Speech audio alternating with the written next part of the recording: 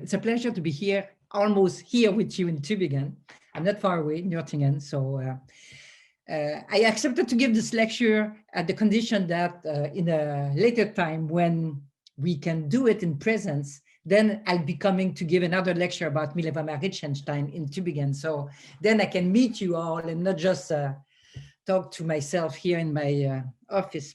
So, or feel like it anyway. So it's nice that I saw you at the beginning. And I'm going to talk today about diversity in science. And I'll start with my personal story, but you'll see the question I will be asking all along is that, was it really personal? And so I started as a child. I was a very curious kid. All the girls in the class wanted to be nurses, teachers, or flight attendants. And I said that I wanted to be a scientist and find out what matter was made of. I was about 10 years old. I had no clue where I got that. But clearly my parents, this is a picture of me on my first day of class, and you can see my parents had thought that I would be in school for a long time, so they took a very large bag for me. But science was a lonely place for women in the 70s and 90s. In the high school, for example, I was in an all-girls school that was run by the Catholic nuns. That was the standard in Quebec, in Canada, where I grew up. And it was all girls. And then I went to a college. I was so happy to go to a mixed class, but then I found that we were 2 women in the science section out of about 40 students. And it was a shock. It was tough. And I did exactly like you see on this picture. I sat very quietly, very properly in the front row and tried to be absolutely invisible. And the 2 of us, the 2 women in the class, were sitting together, and we knew we had to be the best or we would not survive. And that's what we did. Then I entered an engineering school, and it didn't get better. We were 8 women out of about 2,000 students. Everywhere in the corridors, you could see pictures of previous graduation classes, and it was only men. So you always feel that you don't belong there. Later on, as an undergraduate, it was not too bad. We were 2 female students out of 10, so it was at least a small group. At the master level in San Francisco, then happened a miracle. I met my first girlfriend, and I moved to California. And then in San Francisco, it was really unusual. It was at San Francisco State University. They were really seeking out women and encouraging us. So we were 5 women at the master's level. When I went to the doctorate degree, though, at Santa Cruz, then there were only, I was the only woman, and there were 8 students in the class. Then I moved to work at CERN, and there I was 13,000 physicists worked there at CERN, and about 12, at the beginning it was about 12%, now it's more like 20%. So see, there was never many women, but when I was in California, it was not a problem. Even the physicists are more progressive in California. And I was younger, I was out as a lesbian, and I felt invincible. Nothing would bother me. At first, I was with a sexist advisor, and I moved to an open-minded, progressive, young female advisor, and that was wonderful. And there were lots of openly gays and lesbians around, so it was not even an issue. Nobody cared about it. This is the outfit I wear for my thesis defense, and it says I can't even think straight. I was,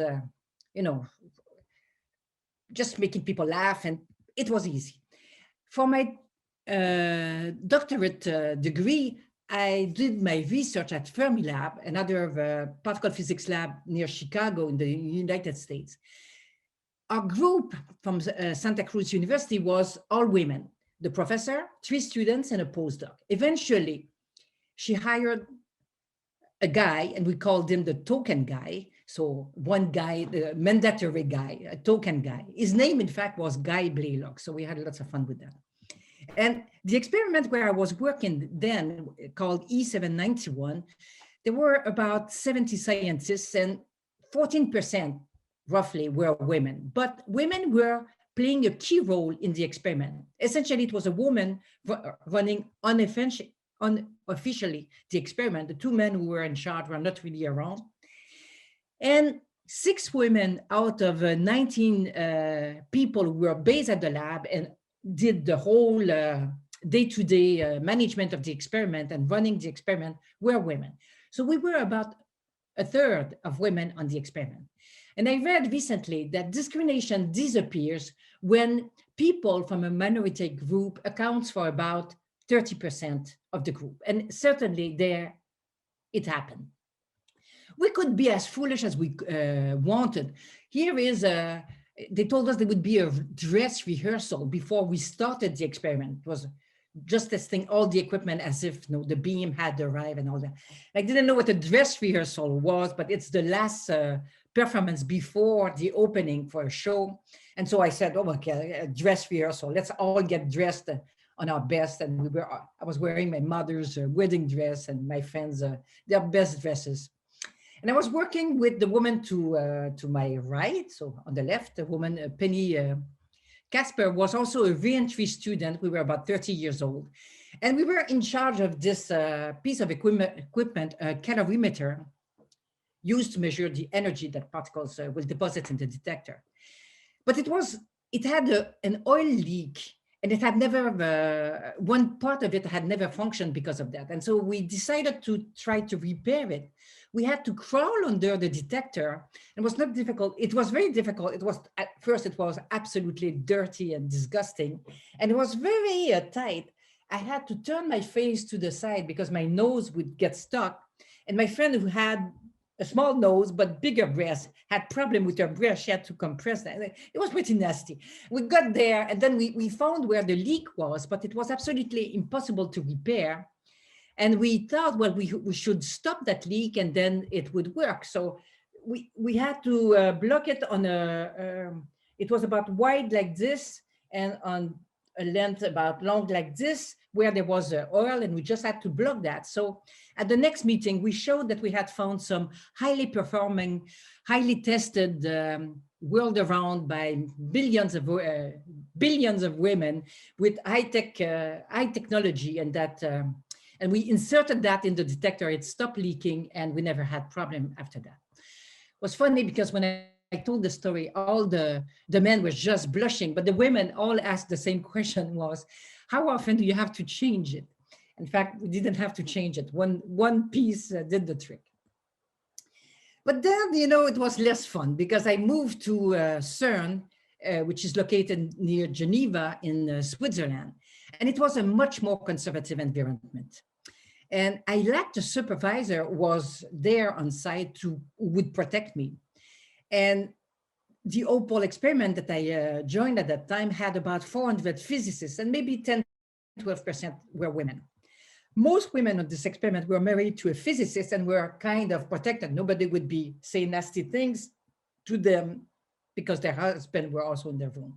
But I was the lone lesbian, and I was too different. And as they say in English, I was sticking out like a sore thumb and easy to pick on.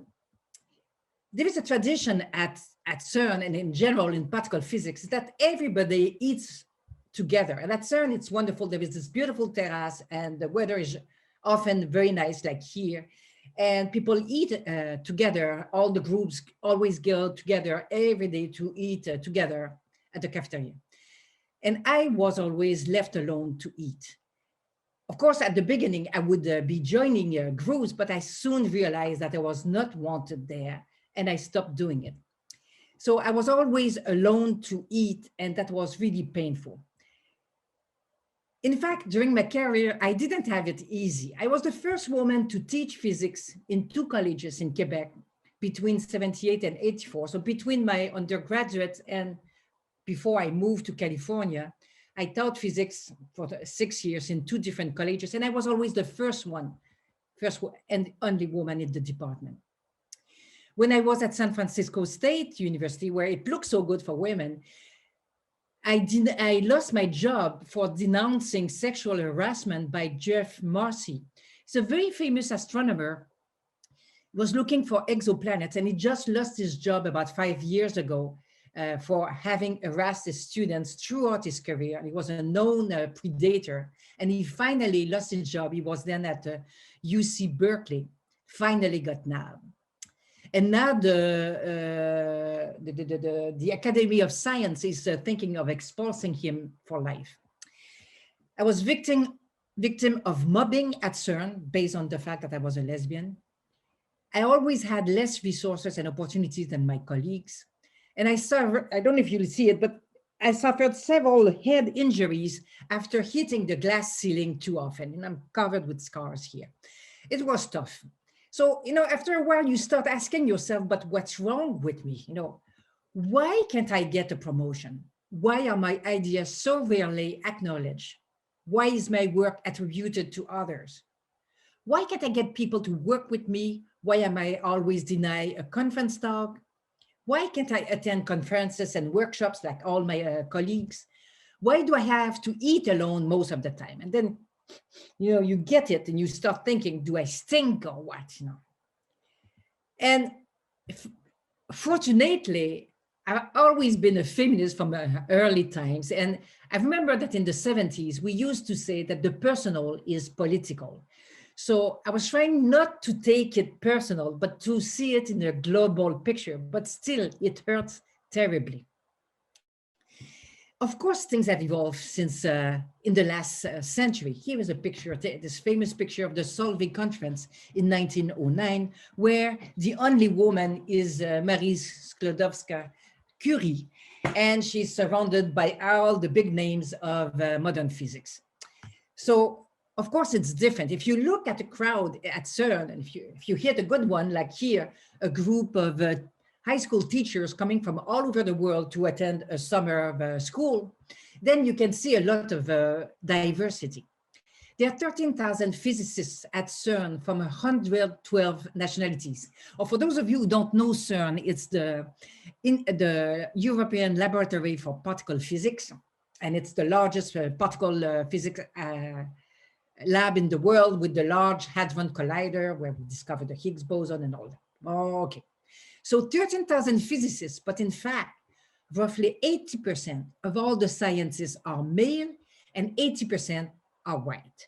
So it's not so diversified as you would like. But looking at the numbers of women is not the only thing. The representation of women, the proportion, the percentage of women is one aspect, but are women treated equally? And here are the results of a study done with nearly 15,000 physicists from 130 countries, a study done about 10 years ago. And they found they were asking people, both men and women from less developed countries and very developed countries, do you have sufficient access to professional activities? For example, can you go to conferences? Can you travel? Can you participate in editorial board meetings and things like that? And the women, both in the less developed countries, the first two numbers, and in very developed countries, significantly answer less, that they had enough access 50% of the time, when men were saying 62% of the time. And with 15,000 participants to this study, then the binary error is about 0.5%. So it means that it's about 20 to 24%, 24 standard deviation difference between the two groups. So it's highly statistically significant. Do you have sufficient resources, enough money, enough lab assistant, enough students, enough square meters in your office or in your lab? And the women always have less resources than the men. Was your career affected by having children? And the women are more likely to say yes than men. In fact, men with children are offered promotions because now they are seen as responsible, whereas women are given less responsibilities. Who assumed the domestic task at your home? And women say yes twice as much as men in both categories of less developed or very developed countries. And less challenges are offered to parents, and you see it's a factor of 3 different or more.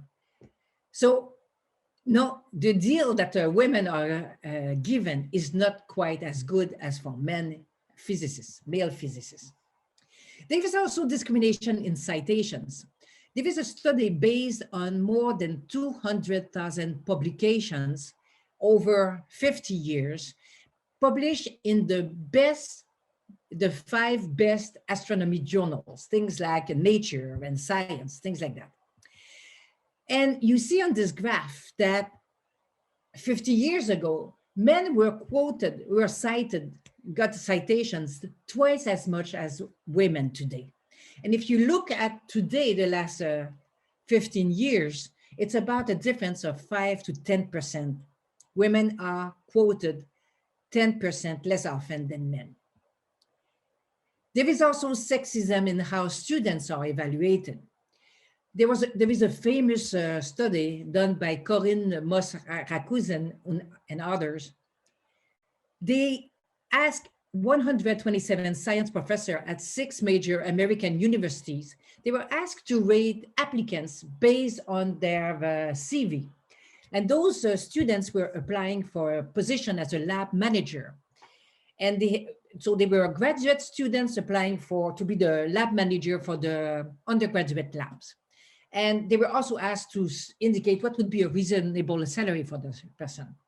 Everybody received exactly the same CV, the same application, but half of them receive a CV that under the name of John, and the others receive it and it was under the name of Jennifer. And John was rated as a 4 out of 5, and Jennifer received a 3.3, even though the CVs were identical. And so the male students were rated higher, and the starting salary offered to John, proposed for John, was $4,000 more, so just about 4,000 euro more a year than to Jennifer. This discrimination was done both by male professors and female professors.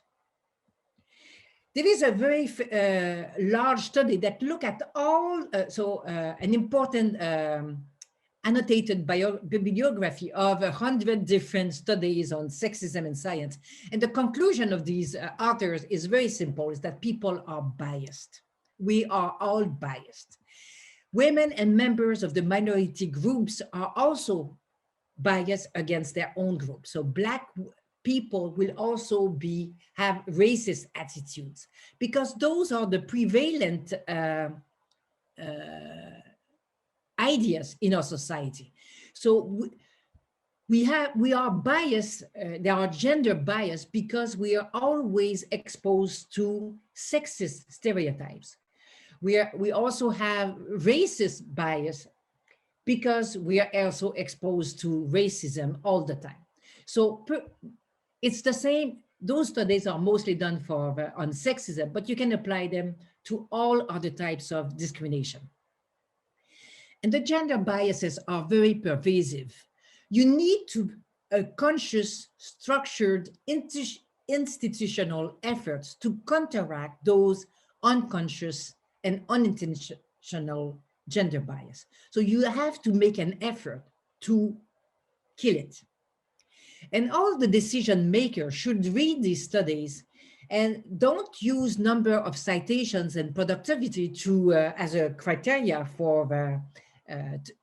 to evaluate people, because those criteria are biased, as we just saw. There is a study that was done very similar to the one I showed with the graduate students who wanted a job as a lab supervisor. And this time they looked at if the CV bore the name of Emily or Greg, was that a better chance to get hired than if your name was Lakeisha or Jamal? And they all receive identical CVs. And again, it's only the name of the applicant that changed. And the white names receive 50% more interview offers. There is also discrimination on social origin, religious beliefs, race, sexual orientation, disability, and I probably forget a few. There is an easy solution against this type of bias, and it's with anonymous applications. If you're going to select students based on merit, then there is a very good example done by the School of Analytical Sciences, Adlershof, SALSA in Berlin. With their standard doctoral student selection, where they will always try to get the best student, the very best student, they always ended up with about 80% male students that they selected. Once they went for anonymous applications where the name of the person and the gender was hidden, and the religion and the origin and the race and the nationality, then last year, they recruited 81 students, and they found that these students came from 29 different nationalities, not just Germans, but a very large mixture. 57 of those recruited students were women. So even though only 35% of the applicants were women, so it was clear. I know that for myself, I always knew that among my colleagues, half of them were below average, but the women were all above average because we are kicked out of the field really, really early. There was also a very large study conducted by the American Physics Society on the climate in physics for LGBTQ plus people. And they found that LGBT physicists are isolated. The lack of professional networks, mentoring, and role models. Many LGBT physicists experience or observe exclusionary behavior, just like happened to me. Example of sexual verbal harassment, homophobic comments, exclusion from study groups or social activities like I felt so strongly at CERN, and expectation of incompetence. People think that you're stupid. I met several trans people at iSciences, a large conference on gender in science organized here in Germany for 2 years. It was in Berlin. It was supposed to be it was in Constance last year. And the trans people told me that when they were the trans women, they said when they were men and they spoke in a conference, or with their colleagues, they were always taken seriously. But as soon as they became women, they were treated very differently. So there is this expectation of incompetence. 20% of the participants experienced it and 40% observed it. So of course, people will not always make it in your face. So, but it's way worse for trans people. LGBT physicists with additional marginalized identities face greater levels of discrimination. So lesbians are discriminated against not only because of their sexual orientation, but also because of their gender. So lesbians experience it 3 times more than gay men. It's worse for people of color. So being a Black lesbian in physics is tough. Don't try to be Muslim on top of that. Transgender and gender non-conforming physicists encounter the most hostile environments. There's also discrimination on class. There is a large scientific community of 700 scientists called the Sloan Digital Sky Survey. So they are astronomers and they're looking for the dark matter, dark energy mostly. And half of the scientists responded to their survey, and they realized that, so on the vertical axis here, you have the percentage of the total number of people who participate. And about 22% of the respondents said that their parents were never in a college level. They only had high school education.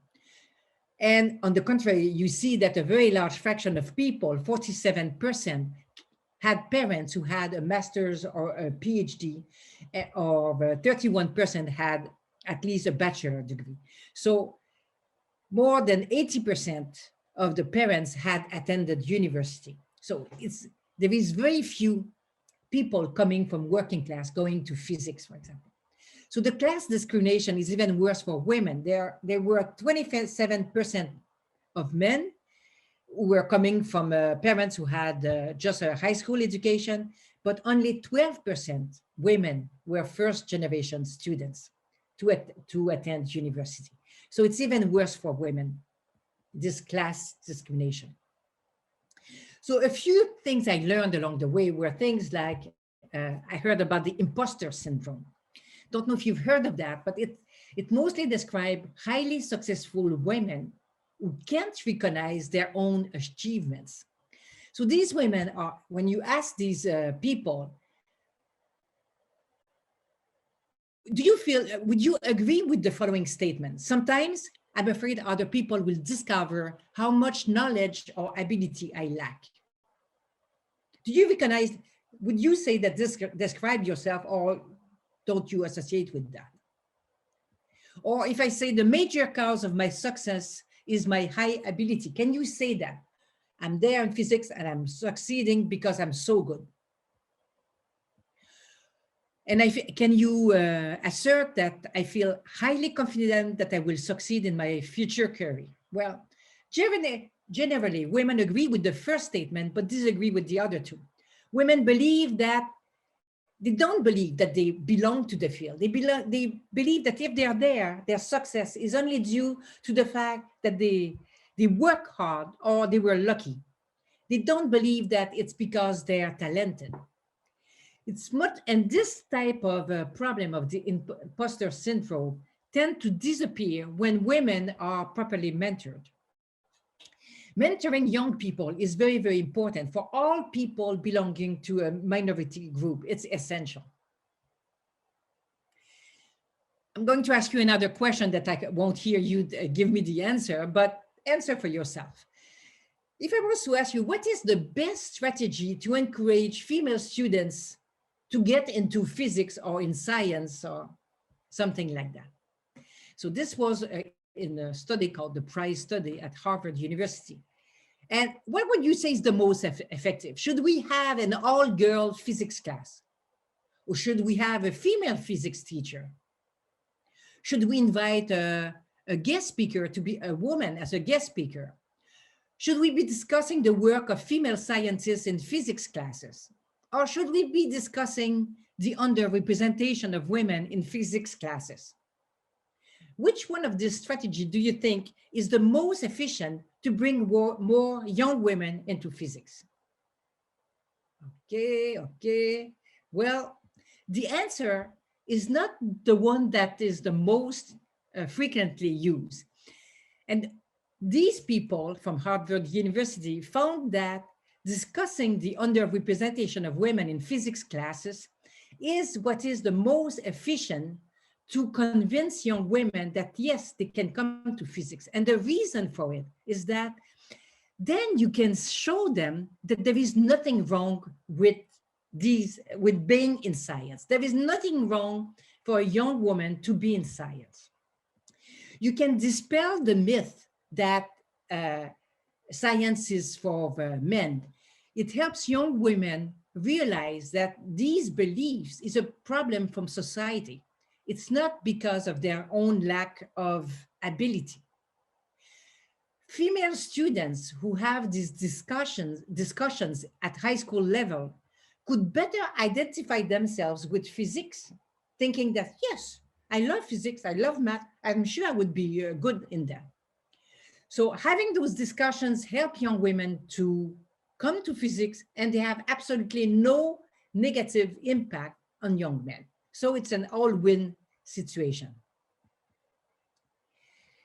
The lack of diversity in science is a social and political problem. There has been no scientific test that has ever established the intellectual superiority of men or white people.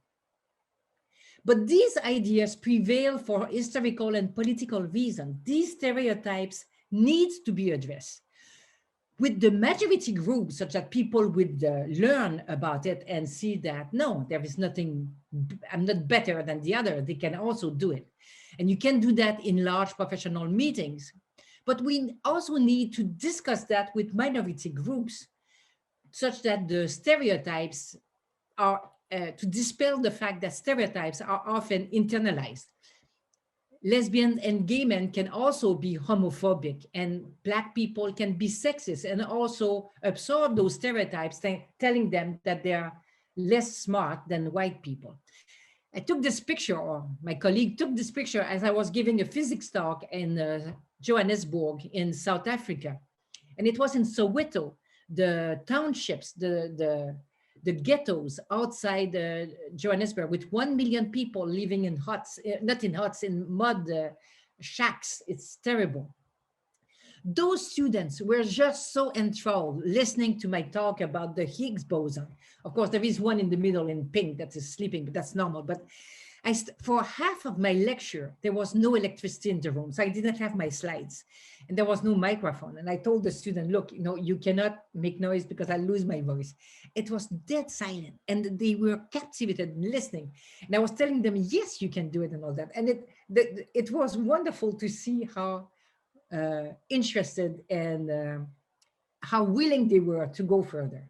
Will they get the chance to do it? I don't know. But there is this great book called Inferior by Angela Saini, and she documented the history of sexism in science and its repercussion today. So starting from Darwin trying to prove that women were inferior, all those studies that tried but failed to prove it. So I'm going to look now in the last few minutes survival techniques. How did I manage not to become absolutely insane and not to get totally depressed? How did I survive? Mostly it was by fighting the isolation or trying to do it. So one thing I did was to co-found the Atlas Women's Group in the Atlas collaboration. It was a collaboration of about 2,000 people, 3,000 when I started, and about 5,000 now. So we had a mailing list, we had weekly lunches, we were supporting women candidates at various positions in the collaboration just to make us more visible. We also raised funds at one point to bring 2 Iranian women to the CERN summer school to help more women to attend the summer school. We had a list of female experts to give to CERN, organizer of the summer school, because even though the summer school was attended by about half women and half men, only about 10% of the lecture were female. So we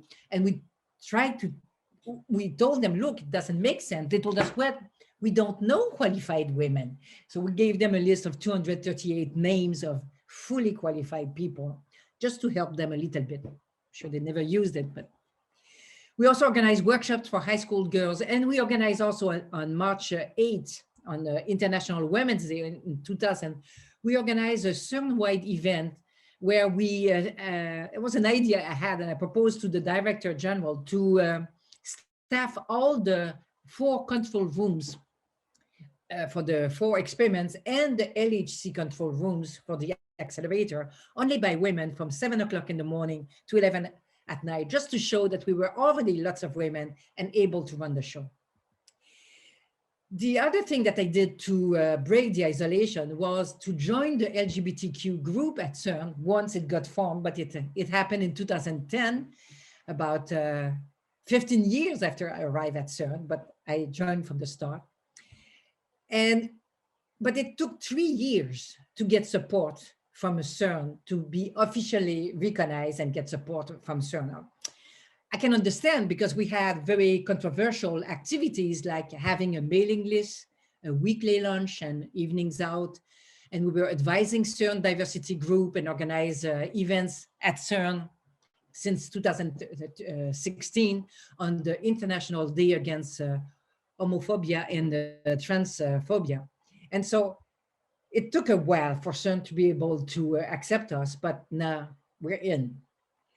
And the third thing I did to not to go insane and to survive was to hold on to my feminist ideas. And that really helped me not to take it really personally. And one lesson I learned more recently was how to make, it was from this article called How to Make Women of Color Thrive.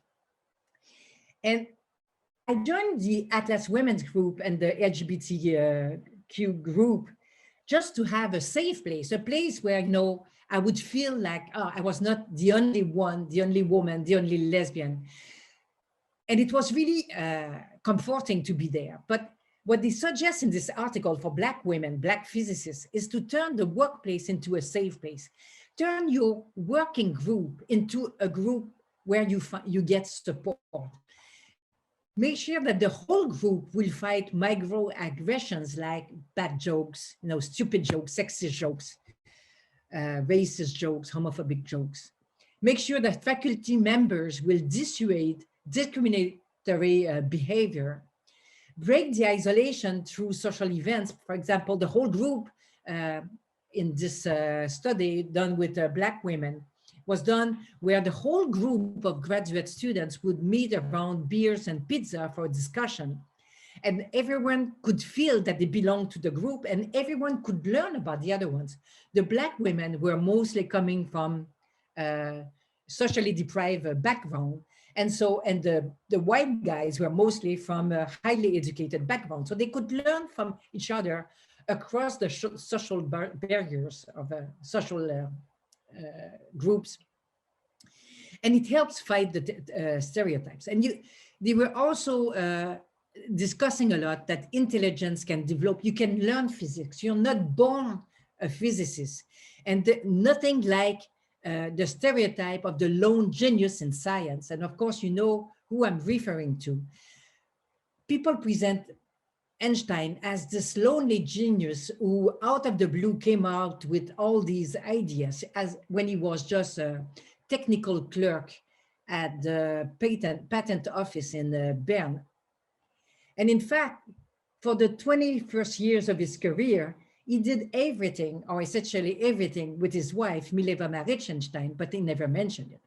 So I'm now, as Antonia mentioned at the beginning, that I'm now working on a mini-series to tell the story of Mileva Maric-Einstein, as well as the stories of many other female physicists in the past and present to look at the situation today. And if you want to learn more about Mileva Maric-Einstein, there is this excellent book by Radmila Milentijevic, a very complete biography of Mileva Maric-Einstein. There are many things that can be done to attract more people from minority groups. You can discuss the origin of discrimination in large meetings. You can fight stereotypes at all levels. You can provide role models for minority groups, and you can also provide mentors for all young people. And it's essential for all young people, but especially for people from minority groups. So discussing the issues of minority groups at large scientific meetings is really important. And also holding scientific meetings for members of minority groups, such as in Germany and the Netherlands. There are meetings for women organized by the DPF, but now they're starting to stop it. It was done at the National Society, by the National Society of Black Physicists in the US, as well as for, they're trying to implement it also for LGBTQ physicists in the US.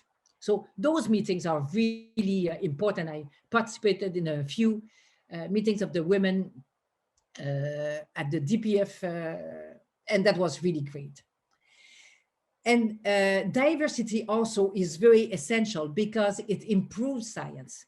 Diverse groups publish a higher number of papers and receive more citations per paper than average. And papers with 4 or 5 authors of different ethnicities had 5 or 10% more citations on average than papers from authors having all the same ethnicity.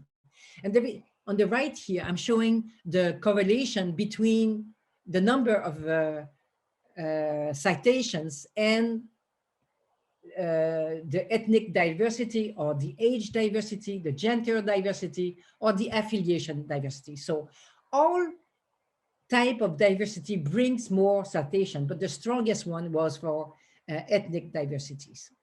So my summary, physics still has to be way more welcoming to minorities.